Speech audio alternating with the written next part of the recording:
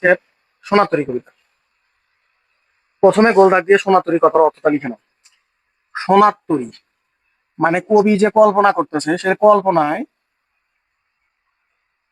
কল্পনায় কি সোনার নৌকা, সোনার নৌকা। তরী মানে কি নৌকা। তা দেখো, সোনার তরী কথার অর্থ হচ্ছে হলে সোনার নৌকা। তরী মানে হচ্ছে নৌকা। আর আরবিতে কি বলে? কিস্তি। কিস্তি মানে হচ্ছে নৌকা। দিচ্ছে কাটা রবীন্দ্রনাথ ঠাকুর। আর রবীন্দ্রনাথ ঠাকুর সম্পর্কে বিস্তারিত আলাদা করে আমি জানাবো। এখন এই সোনার তরী কবিতায় প্রথমে যেটা বলার সেটা হচ্ছে যে রবীন্দ্রনাথ ঠাকুর এই সোনার তরী কবিতা লিখছে বয়স অনেক হওয়ার পর। যখন দেখছে এই পৃথিবীতে সে আছে, তার সৃষ্টি যে সাহিত্য কর্মগুলো আছে, গল্প উপন্যাস, তারপর হচ্ছে কবিতা, এগুলো সৃষ্টি করার পর বয়স যখন শেষের দিকে, তখন সে অনুভব করতেছে এই পৃথিবীতে তো আমি একলা হয়ে আছি। আমার আর যে কিছু সময় আছে, এই সময়টা কিছুদিনের মধ্যে কি হয়ে যাবে, শেষ হয়ে যাবে। শেষ হওয়ার পর এই পৃথিবী আমার যে অর্জিত যে জ্ঞান, অর্জিত যে সাহিত্যকর্ম, গল্প কবিতা সাহিত্য, এগুলো পৃথিবী আমার কাছ থেকে নিয়ে নেবে, কিন্তু আমাকে এই পৃথিবীতে রাখবে না। এই হচ্ছে বিষয়। এখানে এই সোনার তরী কবিতায় দুইটা অর্থ, একটা ভাবার্থ আর একটা হচ্ছে তোমার আক্ষরিক অর্থ। আক্ষরিক মানে অক্ষর জ্ঞান দিয়ে যেটা হয়। এখানে কিন্তু লিখা আছে, তোমার মাঝি লিখা আছে, নৌকার কথা লিখা আছে, ধানের কথা লিখা আছে। তাহলে এটা আক্ষরিক অর্থে হচ্ছে মাঝি, নৌকা, তারপরে হচ্ছে তোমার আহ নদীতে যে বর্ষার, যে শ্রাবণ মাসের যে বর্ষার কথা বলা হচ্ছে, এই বিষয়গুলো আক্ষরিক অর্থে উল্লেখ করা আছে। কিন্তু ভাবার্থ কি, আর ভাব কি বুঝায়, ভাব কি বুঝায়। তা যাই হোক, এই কথাগুলোর অর্থ একদিকে আক্ষরিক অর্থ আমরা বুঝবো, আর একদিকে হচ্ছে ভাবার্থ বুঝবো, যে কবি এই কথা দিয়ে কি ভাবটা বুঝাইছে। হয়তো যুগে যুগে কিছু আমরা মানুষকে দেখতে পাই, যেমন শাহ আব্দুল করিম, লালন ফকির, তারপর রবীন্দ্রনাথ ঠাকুর, কাজী নজরুল ইসলাম। এরা আসলে একটা কথা বললে তার পেছনে একটা ভাব অর্থ থাকে। তাহলে একটা থাকে আক্ষরিক অর্থ, একটা থাকে ভাব অর্থ। তাহলে সোনাতরী কবিতার প্রথম লাইন, গগনে গরজে মেঘ ঘন বরষা। গগন কথার অর্থ কি? গগন কথার অর্থ হচ্ছে আকাশ। আকাশ গরজে মানে কি, গর্জন করতেছে। দেখো তো, আকাশে মেঘ কি করে, গর্জন করে। তাহলে এখানে লেখা আছে গরজে মেঘ মানে গর্জন করতেছে মেঘ, ঘন বর্ষা।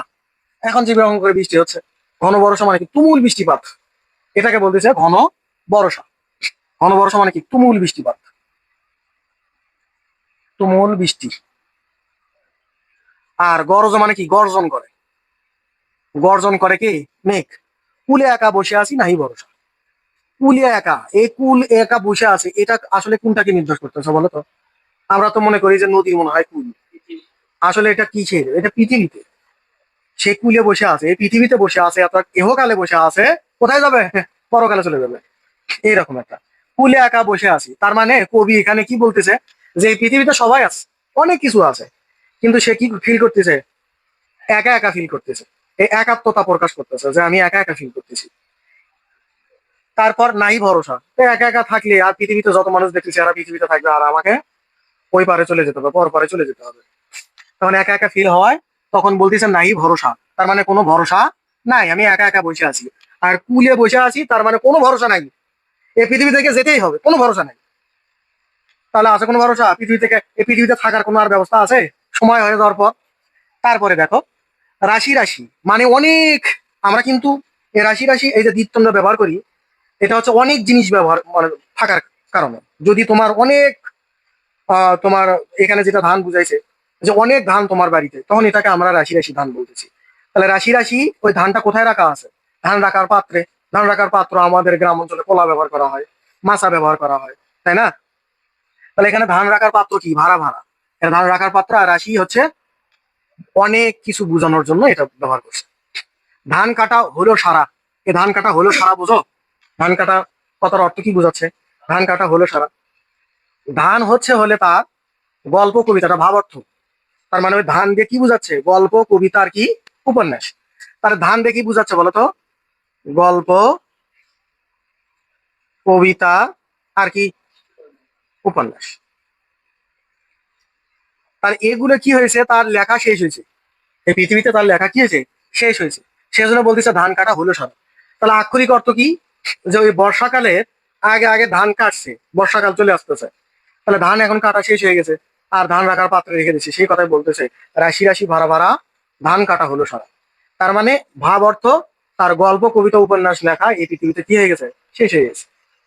তারপরে চলে আসে ভরা নদী ক্ষুরধারা। তার মানে নদী প্রবাহিত হচ্ছে, আমরা এটা নদী।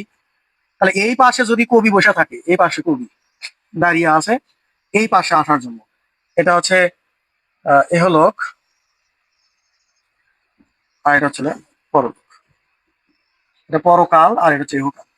কালটা লিখি,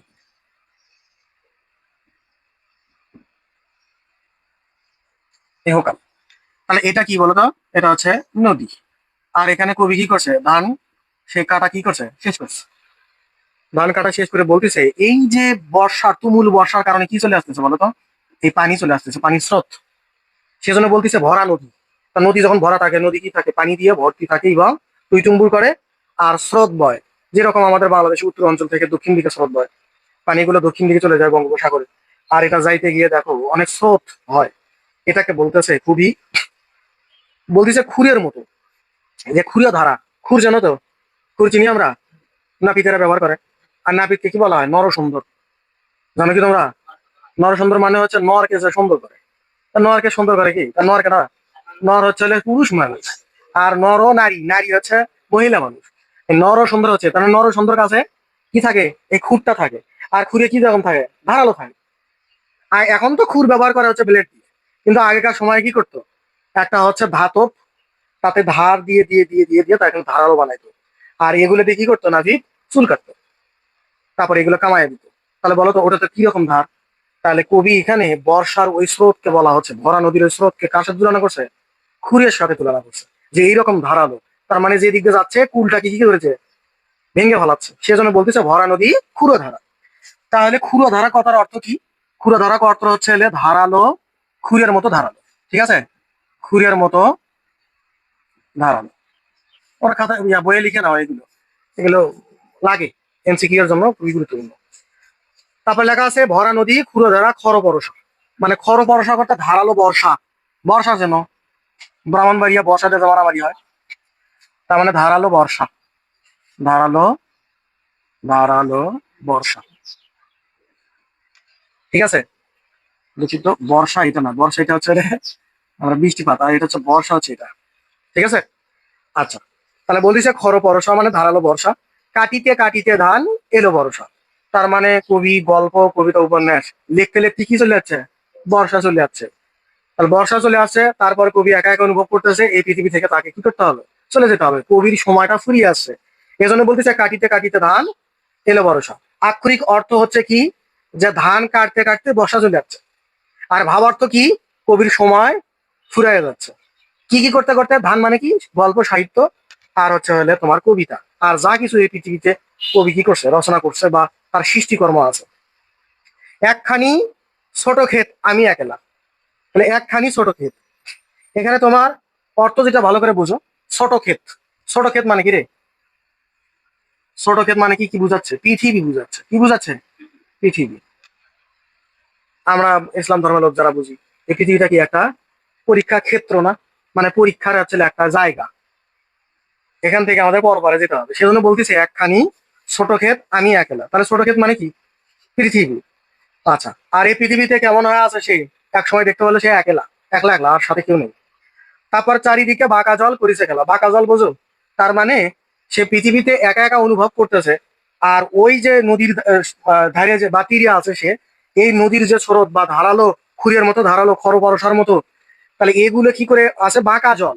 এর ভেতর কি আছে, বাঁকা জল। বাঁকা জল মানে হচ্ছে তোমার হচ্ছে প্রতিকূল সময়, এটা হচ্ছে ভাবার্থ। আর আক্ষরিক অর্থ মানে এইখানে যেভাবে লেখা আছে, সেটার অর্থ হচ্ছে বাঁকা জল এই তীরকে কি করে দেবে, নষ্ট করে দেবে, ভেঙে ফেলবে। তার মানে স্বাভাবিক কোনো, আসলে এটা হচ্ছে জল নয়। এটা সোজা সোজা জল যদি যায় তাহলে তীরকে নষ্ট করে না, নদীকে নষ্ট করে না। আর বাঁকা হইলে ঘুরতে ঘুরতে কি করে, তীরকে ধ্বংস করে দেয়। স্রোত যাচ্ছে একদিকে, আমরা দেখছি না পদ্মা নদীর ভাঙ্গন, দেখবা যে এদিকে ভাঙতেছে আর স্রোত যাচ্ছে ওইদিকে। তার মানে এটা হচ্ছে বাঁকা জলের কারণে। আর ভাবার্থ হচ্ছে কবির পৃথিবীতে কি হয়ে যাচ্ছে, সময় শেষ হয়ে যাচ্ছে। তারপরে চলে আসি পরপারে দেখি আঁকা। এই পাশে থেকে, তার মানে এও কাল থেকে পরকালে দেখতেছে কেমন। সে বলতেছে তরু ছায়া মসি মাখা।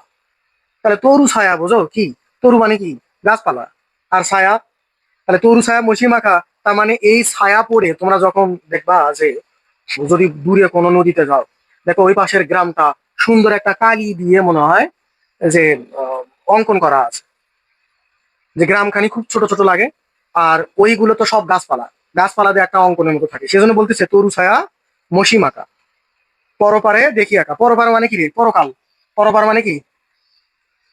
পরপারে মানে হচ্ছে পরকাল। পরকাল দেখি আঁকা মানে অঙ্কন করে আছে।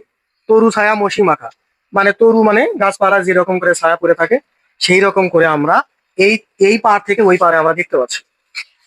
তারপর গ্রামখানি মেঘে ঢাকা। দেখবা ভালো করে, যে নদীর এই পাশ থেকে ওই পাশে যদি দেখো, তা মনে হচ্ছে মেঘে ঢেকে আছে, আর গ্রামখানি মনে হয় পানির উপর ভাসতেছে, এরকম করে বলতেছে। প্রভাত বেলা, প্রভাত বোঝো? প্রভাত বোঝো মানে সকালবেলা, যেরকম করে মেঘটা ঢেকে নিয়ে আসে। এপারেতে ছোট ক্ষেত, আমি একলা। এবার মানে কি রে? তাহলে যদি পরপার পরকাল আর এপার হচ্ছে এহকাল, এটা কিন্তু ভাবার্থ, এহ কাল। ছোট ক্ষেত, ছোট ক্ষেত মানে কি? পৃথিবী, আমি একলা। কথা কি অর্থ বুঝা আছো? ছোট ক্ষেত মানে কি? পৃথিবী, পৃথিবীতে আমি একলা। তা এখানে আমরা কত লাইন বুঝলাম? তা যদি আমরা একসাথে পড়ি এটা কেমন হবে? গগনে গরজ মেঘ ঘন বরষা, কুলিয়া একা বসে আছি নাই ভরসা। রাশি রাশি ভাড়া ভাড়া ধান কাটা হলো সারা, ভরা নদী খুঁড়ো ধারা খর বরষা। কাটিতে কাটিতে ধান এলো বরষা, একখানি ছোট ক্ষেত আমি একলা। চারিদিকে বাঁকা জল করিছে খেলা। তাহলে চারিদিকে মানে কি? চতুর্দিকে, আশেপাশে যা আছে সব দিকে। বাঁকা জল মানে, বাঁকা জল মানে কি? কি করলাম? প্রতিকূল সময়, এটা হচ্ছে ভাব অর্থ। তার মানে তার সময় ফুরিয়ে আসতেছে, আর যা সময় আছে এই সময়গুলো তার অনুকূলে নয়, প্রতিকূলে। আর যদি আক্ষরিক অর্থ বুঝি, তাহলে এই যে খুরের মতো ধারালো স্রোত, এই স্রোতকে বোঝাচ্ছে বাঁকা জল। তারপরে চলে আসি পরপারে দেখি আঁকা। পরপারে মানে পরকাল। দেখি আঁকা তরু ছায়া মসি মাখা, গ্রামখানি মেঘে ঢাকা প্রভাত বেলা। এপারে তো ছোট ক্ষেত, আমি একলা।